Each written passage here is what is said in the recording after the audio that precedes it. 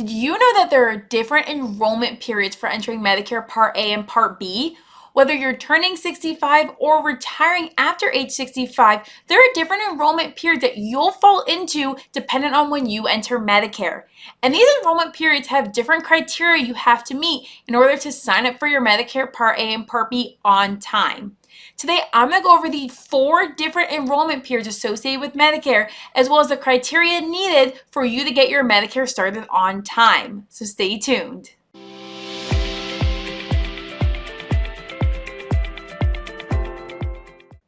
Hi, I'm Jamie Banner, and I'm the founder of Medicare by Jamie. I'm a licensed insurance agent that works specifically with people enrolling into Medicare, and today I'm going to talk to you about the 4 Medicare enrollment periods. So like I said before, whether you're coming into Medicare at age 65 or working past age 65, or maybe just never set up your Medicare coverage, you're going to fall into a different enrollment period based on your situation. Before we get started, if you find the information in this video helpful, I would appreciate it if you would give it a thumbs up and subscribe and leave a comment down below, and we can get right into talking about these 4 different enrollment periods. So like I said before, each enrollment period is going to be unique to what situation you're in when you come into Medicare. And we've got 4 to choose from. We've got your initial enrollment period, the special enrollment period, general enrollment period, and the annual election period. So each one of these 4 periods has different criteria that you have to meet in order to fall into them. And we'll start right at the very beginning with your initial enrollment period. So your initial enrollment period starts when you turn age 65. So happy birthday, you are now eligible for Medicare. This is when you can first set up your Medicare Part A and your Medicare Part B. So this period is a 7-month window around your 65th birthday. So it begins 3 months before the month of your 65th birthday, includes the month of your 65th birthday, and concludes 3 months after your 65th birthday. So you've essentially got this long 7-month window to first set up your Medicare Part A and B if you're looking to make Medicare your primary insurance at age 65. And Part B applications have a little bit tricky dates when it comes to when you apply. So for instance, if you apply within the 3 months before the month of your birthday, your Medicare Part A and B will start the first of the month of your 65th birthday. So even if your birthday is on the 15th of the month, the 23rd of the month, your Medicare is going to start the first of that month. Now, if you apply during the month of your birthday, your Medicare is going to start the first of the month after your birthday. So if you're born in November and you apply in November, your Medicare is going to start December 1st. Now, if you apply in those 3 months following your birthday, that's where the dates get a little bit tricky. And I've got a video where I talk about that in depth, and I'm going to link it down below as well as right above me. It's going to talk about exactly when your Medicare will start if you apply during the 3 months after your birthday. But the good rule of thumb is if you're looking to make Medicare your primary insurance at age 65, get that application done early in those 3 months before, as early as possible to give time for it to process, to receive your red, white, and blue card, and to set up your other insurances you might want, like a Medicare Supplement plan or a Part D prescription drug plan. That's what I do. I assist people in finding the best Medicare Supplement plans. You can always give me a call. My number is 833-65-JAMIE. Or you can visit my website, medicarebyjamie.com. There's no cost to you to work with me, and I will walk you through everything you need to know about setting up your Medicare, as well as those Medicare Supplement plans. But let's say you're still working past age 65, or your spouse is still working, or even too young and you need to carry them on your insurance until they're Medicare eligible. What happens if you miss your initial enrollment period? If you miss your initial enrollment period, you're going to look for something called a special enrollment period. So this is for people who are age 65 plus and are still working, or their spouse is still working and they're remaining on those benefits. Now, it's really important to understand that if you decide to retire while still in your initial enrollment period, your initial enrollment period is going to trump your special enrollment period. So if you decide to retire 2 months after turning 65 and want to get a special enrollment period, you're going to revert back to that initial enrollment period and those rules. So it's really important to understand timelines of when you're going to retire in relation to your initial enrollment period. But let's say you're 67, you're way out of that initial enrollment period, and you're looking at a special enrollment period. So if you're getting a special enrollment period, you've got 8 months from the end of your group coverage to initiate your Medicare Part B. So once that group coverage ends, you've got an 8-month window to get your Medicare Part B started. But don't get hung up on it being 8 months long, because if you're looking to do something like a supplement and a drug plan, you've only got 63 days from ending that group coverage to start a Part D plan. So if you're looking to ride out those 8 months, you need to make sure that you get your Part D set in place within 63 days so you don't end up missing that enrollment and ending up with a late penalty, something to really keep in mind. Plus, we don't really want to wait 8 months with no health insurance. We want to make sure we don't have any gaps in coverage, leaving us vulnerable to being billed completely for any medical services during this time period. So, what happens? How do we qualify for a special enrollment period? Well, essentially, you have to have what Medicare considers to be creditable healthcare coverage. So this needs to be active employer coverage. And what that means is COBRA coverage, retiree coverage, do not count in qualifying for a special enrollment period. You need to be actively working with group coverage or be on a spouse's coverage who is actively working. So if you turn 65 and you don't start your Medicare because you have great COBRA insurance, you're not going to qualify for a special enrollment period. And the way credible coverage is determined is through this little form, this L56 form.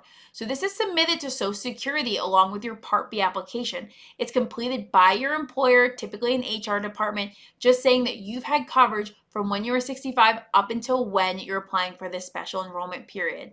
I've got a copy of this on my website under the resources tab, but you want to print this off, get it to your employer with plenty of time to get it added to your Part B application so everything can run smoothly. But this is what's going to grant the special enrollment period as well as waive the late penalty that you would have incurred on Part B if you didn't initiate at age 65 without creditable coverage. So what if you don't have creditable coverage? You were on retiree coverage or COBRA coverage, but now you need to enroll in Medicare. You're going to be looking at the general enrollment period. So this is going to be for people who didn't initiate their Medicare at age 65 for whatever reason or didn't have that creditable healthcare coverage. And this time period's a lot more strict than the IEP and the SEP in terms of dates and timelines. So in the general enrollment period, it's going to be every year from January 1st to March 31st. This is when you can apply for your Part B, but that coverage is not going to begin until July 1st. So whether you apply January 1st or March 31st, coverage will always begin July 1st. So you've got a really big gap throughout the year where you're waiting on that Part B to start. You're also going to have incurred a late penalty for not initiating your Part B during your IEP. So it's something to really, really think about when you're coming into Medicare is if you do not start your Medicare on time and you wait, we're restricted to the timelines as well as ending up paying more for our Part B that we didn't really need to pay if we had initiated it on time.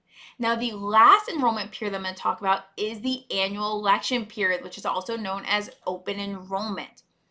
So this time period doesn't necessarily pertain to applying for Medicare A and B. Rather, it's making changes to your existing Medicare plan. So making changes to things like Medicare Advantage plans, changing your prescription drug plan, even applying for a Medicare Supplement plan when you're already in a Medicare Advantage plan. So this is the time period where if we've already got coverage, we can make some changes, make some shifts, or even do some applications to try to switch our coverage entirely. And just like the GEP, this has some pretty strict timelines. So the annual election period is every year from October 15th through December 7th, and your coverage will not begin until January 1st of the next year. So you're kind of setting everything up at the end of the year before to have it effective for January 1st of the next year and start the new year on a clean slate. And I've got an entire video where I talk all about the annual election period as well as what you can do during that. And I'm going to link it down below, and it's also going to be clickable right above my head. So those are our 4 enrollment periods we want to be aware of for applying for Medicare, as well as that last one when we're already in Medicare. If you have any questions, you can always give me a call. My number is 833-65-JAMIE. You can also visit my website, medicarebyjamie.com, or you can send me an email at jamie@medicarebyjamie.com. If you found this video helpful, I would really appreciate it if you give it a thumbs up and subscribe and leave a comment down below. And if you stay tuned, I'm going to give you a tour of my website and show you how to request that free Medicare supplement quote. Again, there's no cost to you if you work with me, and I will tell you everything you need to know about applying for Medicare, about your specific enrollment period, as well as how to set everything else up from there, those supplement plans as well as those Part D plans. I've also got a ton of free guides and resources on my website, including that employer coverage form. So head on over and check it out, and I bet you'll find a lot of helpful information that's going to simplify your Medicare journey. Thanks so much for watching.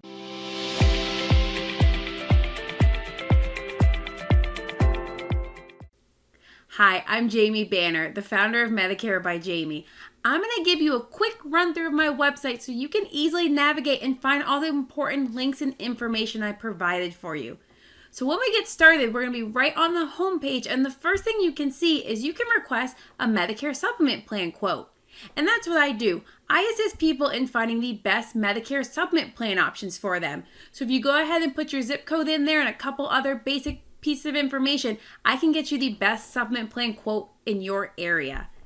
Once we get away from there and we go up to the top, we can see the Resource Center. So if we click on the Resource Center, we've got a couple options under there. The first one's going to be Video Library. So when we click there, it's going to take you to a page that shows you all of my YouTube videos. So all my videos will be on there along with their titles, so you can easily kind of search through them and see what video you're looking for based on your current needs. There's also a button up there that says subscribe to YouTube. So that will take you straight to my YouTube channel where you can subscribe, comment, do whatever you need, and find all the videos you need. When we go back to the Resource Center, the next link is going to say important links. And that's going to be a ton of different hyperlinks that give a lot of information, like finding doctors that take Medicare, maybe filing a claim if you had something, lots of different things that can take you out to show you things you can do for Medicare. And the last section is going to be guides and forms. Now, this one is really important. I've listed a ton of forms that are going to be very important for Medicare. Stuff like employer coverage forms if you're still working past 65, IRMA appeal forms, maybe if you need to check your Part B premium based on your income. I have all of that here, plus a lot of different informative PDFs that's going to give you as much information as you need in Medicare, because that's what we want. We want you to be completely educated on everything Medicare related so you can make the best and most informed decision. I've also got it up here where everything is divided into categories. So if you need to find something a little bit faster, just click one of these categories and it's going to narrow it down to things involved in that section. Again, if you have any questions, you can always call me. My number is 833-65-JAMIE. You can also email me at jamie@medicarebyjamie.com, or you can go to the website and hit the Contact Us button and you can send me a little information. I hope you found this video helpful and thank you for watching.